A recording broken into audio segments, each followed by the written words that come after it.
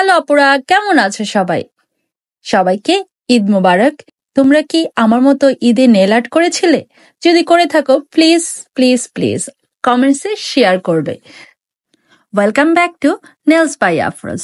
জানি লাস্ট উইকে তোমাদেরকে কোনো ভিডিও দেওয়া হয়নি, কারণ আমি খুবই বিজি ছিলাম ঈদের প্রিপারেশন নিয়ে। অনেক অনেক রান্না করেছি, তোমরাও নিশ্চয়ই অনেক রান্না বান্না করেছো, আর অবশ্যই নেল আর্টও করেছো। তো যাই হোক, আজকে আমি তোমাদের সাথে একটা ফিউশন নেল আর্ট শেয়ার করতে যাচ্ছি। হ্যাঁ, আমি এখানে দুইটা জিনিস মিক্স করেছি, সেটা হলো নেল পলিশ এবং জেল পলিশ। তো তোমরা যারা আমার মতো অল্প সময়ের মধ্যে নেল আর্ট করতে চাও এবং নেল পলিশ ওঠানোর ঝামেলা যেন কম পোহাতে হয়, তারা আমার এই ভিডিওটা দেখতে পারো। তাদের জন্য আজকের আমার এই ভিডিওটি। তো ফার্স্টে আমি যেহেতু ঝামেলা কম করতে চাচ্ছিলাম, টাইম কম ইনভেস্ট করতে চাচ্ছিলাম, তাই জাস্ট নেল পলিশ অ্যাপ্লাই করে নিয়েছি, কোনো নেল প্রিপারেশন ছাড়া। আর এর জন্য আমি ভালো পিগমেন্টেশন জন্য 3 কোট অ্যাপ্লাই করেছি। আর এখানে আমার হাজব্যান্ড আমাকে রাইট হ্যান্ডে নেল পলিশ দিয়ে দিচ্ছে। আমি নেল টেকনিশিয়ান হতে পারলেও এখন পর্যন্ত এতটুকু ভালো এক্সপার্ট হইনি যে রাইট হ্যান্ডে দিতে পারবো, তাই কারো না কারো সাহায্য লাগে। ফার্স্টে আমি ভেবেছিলাম যে এটার উপরে স্ট্যাম্পিং করে নেব, তো খুবই কম সময় লাগে, কিন্তু পরে মনে হলো যে না, আমি রাইট হ্যান্ডে স্ট্যাম্পিং করব, আর লেফট হ্যান্ডে আমি যেহেতু কিছু কাজ করতে পারবো, তো আমি বাটারফ্লাই যে নেল আর্টটা ফেসবুকে বেশ কিছুদিন ধরে দেখছিলাম, সেটা আর্ট করার জন্য প্রিপারেশন নিয়ে নিলাম।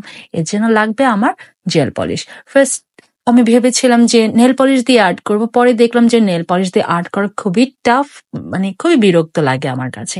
জেল পলিশ দিয়ে ব্ল্যাক এবং হোয়াইট জেল পলিশ লাগবে এটা আর্ট করতে। ব্ল্যাক জেল পলিশ দিয়ে ফার্স্টে আমি লাইনগুলো করে নিচ্ছিলাম, এরপর ভেতরে একটু মোটা করে ফিল করে দিই, তারপরে এটা ফুললি ড্রাই করে নিই।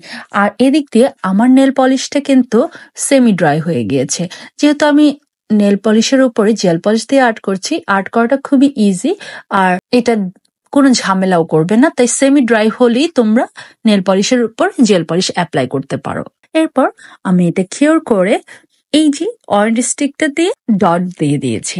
খুবই ইজি, যেখানে যেখানে তোমার মনে হচ্ছে যে একটু থিক ব্ল্যাক আছে সেখানে সেখানে ডট দিয়ে দিচ্ছি। তারপর এটাও কিওর করে নিলাম। আর এখন ফাইনালি আমি টপ কোট অ্যাপ্লাই করছি। টপ কোট অবভিয়াসলি জেল পলিশের টপ কোটটাই অ্যাপ্লাই করছি, কারণ নর্মাল নেল পলিশের যে টপ কোট সেটা অ্যাপ্লাই করলে কিন্তু একই কথা, ড্রাই হতে খুবই খুবই বেশি সময় লাগবে, আর ড্রাই হওয়ার পরে কতক্ষণ টিকে থাকবে সেটারও বলা যাচ্ছে না। যেহেতু আমার ধৈর্যের একটু অভাব আছে, তাই আমি জেল পলিশ দিয়ে কিওর করে নিলাম। আর এই তো ছিল ফাইনাল লুক। আর আমি কিন্তু হ্যানাডাটেও করেছিলাম একটু, আর দেখো কালারটা কি সুন্দর লাগছে, কি সুন্দর দুইটা কালার দিচ্ছে। আর এখন আমার রাইট হ্যান্ডেও আমি একটু স্ট্যাম্পিং করে নিচ্ছি। স্ট্যাম্পিং এর জন্য আমি এই লেটার স্ট্যাম্পিং প্লেটটি ছিল সেটা চুজ করেছি। এখান থেকে আমি বাটারফ্লাই, স্টার আর কিছু ওয়ার্ড পিক করে আমার নেলগুলো স্ট্যাম্পিং করে নিই। এটা রাইট হ্যান্ড ছিল বলে আমি স্ট্যাম্পিংটা চুজ করেছি, সেম বাটারফ্লাই ডিজাইন না করে। এটাতেও আমি top coat gel polish apply করে নিয়েছি এবং কিওর করে নিয়েছি।